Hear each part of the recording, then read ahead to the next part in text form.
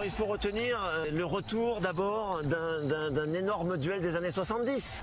Ça sent bon le passé, ça sent bon le revival comme on dit aujourd'hui avec Mönchengladbach qui joue contre le FC Bayern, qui lutte avec le FC Bayern pour la tête du championnat. Et ça forcément, il y a très longtemps que ça n'était pas arrivé. Plus de 40 ans qu'on n'avait pas eu cette espèce de mano à mano qui avait rempli les années 70 où les deux clubs se partageaient le leadership dans le championnat.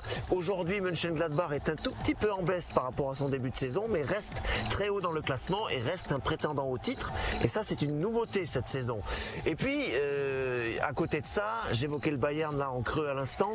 Il y a deux équipes qui se sont détachées en dehors de Gladbach, qui est une belle surprise cette saison.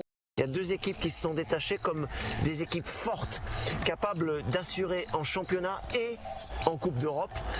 RB Leipzig et le FC Bayern.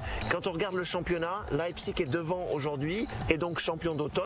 Herbstmeister, on dit en Allemagne, ce titre honorifique mais qui veut dire quand même quelque chose.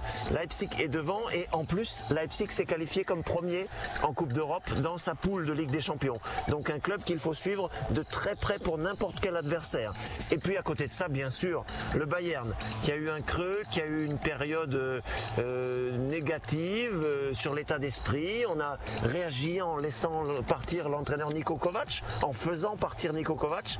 On a choisi une solution interne, puisque c'est Flick, l'adjoint, qui a pris les commandes, qui a redonné du peps et une envie de jouer à son effectif. On verra combien de temps ça va durer, mais le Bayern s'est redressé. Et en plus, en Ligue des Champions, vous avez tous suivi ce record. 6 victoires en 6 matchs, ça n'était encore jamais arrivé. Et le Bayern s'est redressé à temps pour être à nouveau un candidat au titre. Donc ce sont les deux principaux enseignements. Gladbach, la bonne surprise, et puis Bayern et Leipzig, qui devraient être les deux gros sur l'ensemble de la saison.